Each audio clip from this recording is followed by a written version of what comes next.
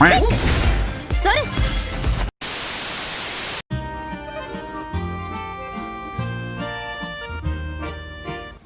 is a 5-star permanent water Monocaster unit, and I'm definitely not cashing in on the craze surrounding her right now. She is the first Monocaster unit with the rapid fire variation, and the first Monocaster under the element of water.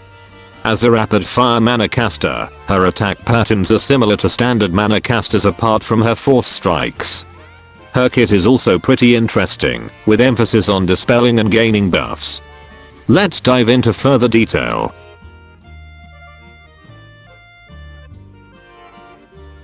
In Fantastic Flight, Lapis eats a bomb that deals around 1300% damage to a group of enemies, and dispel one buff from each of them. Yes, it's that simple. With a very low cost of 2500 SP, she can spam this skill like how companies spam your social media with ads for products that you don't really need. This skill is very useful for bosses that constantly buffs, but is unfortunate for Lapis due to the enemies she faces. This is because most of the buffs of the twins can only be dispelled by afflictions, not dispelling skills. High Brunhilde does have self buffs though, so you can use Lapis to deal with that. On the bright side, this skill is shareable, and the shared SP cost is decent enough to be used as a fast dispelling skill. Overall, this skill has high damage modifiers, and has good utility, but not too useful on Lapis due to the enemies Lapis normally faces. Graceful Bullet deals almost 3000% base damage, that increases in damage as the number of normal buffs and Stronger Bullets stacks increases. With normal buffs, there is a 5% skill damage buff each, with a maximum of 20% from 4 buffs. With Stronger Bullets, each stack provides a 230% skill damage buff, up to 60% with 3 stacks, totaling up to 80% combined skill damage at maximum, equating to nearly 5400% damage. With her above average cost of almost 7200 SP, it actually allows ample time to gather the buffs first, before using this skill, almost guaranteeing high damage mods every time this skill is used, if you know what you're doing. Overall, this skill is very similar to characters such as Crom and Catherine, whose skill 2 requires 3 stacks to deal explosive damage, but also similar to Zinda's skills with buffs on him increasing skill damage.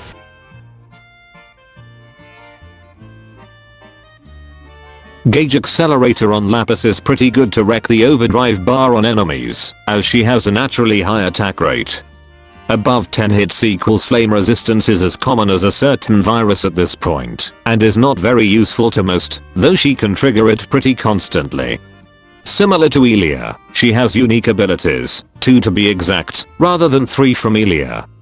Her non-unique ability, Stun Immunity, is pretty useful when dealing with the twins, but it's honestly a struggle when dealing with High Brunhilde.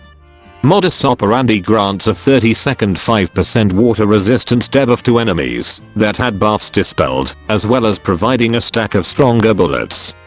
Obviously, this is when using her skill 1, which has an already low SP cost.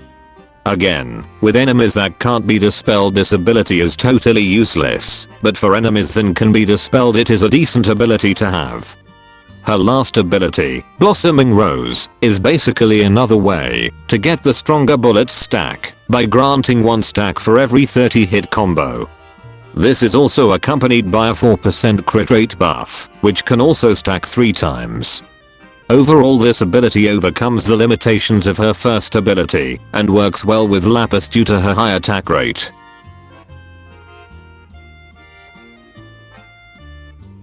With high damage modifiers, and relatively standard offensive build for Lapis will do, as of all water offensive units in game.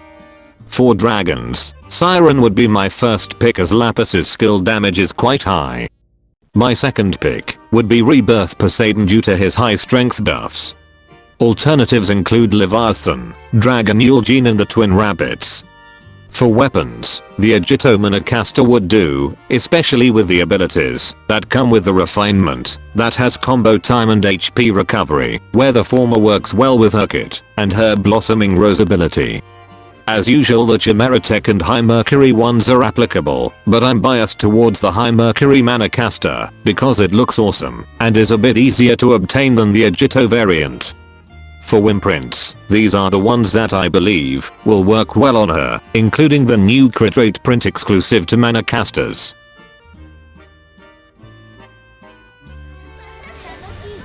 Obvious French accent aside, Bella aka Lapis is a fun and practical unit to play. It is just unfortunate that Aya and Atoha can't be dispelled by normal dispelling skills unless their buffs have a countdown timer, which isn't common on them. Setting that aside, Lapis is perhaps a dedicated dispeller with good damage, high rate of fire, and of course, that delightful French accent. Overall, I would highly recommend her, but not too much as she falls slightly behind some top water units, especially those buffed by their mana spirals. Now go out there and continue being Dragalia Lost's Robin Hood. That's all from me. Moga out. トレビアンだよトレビアン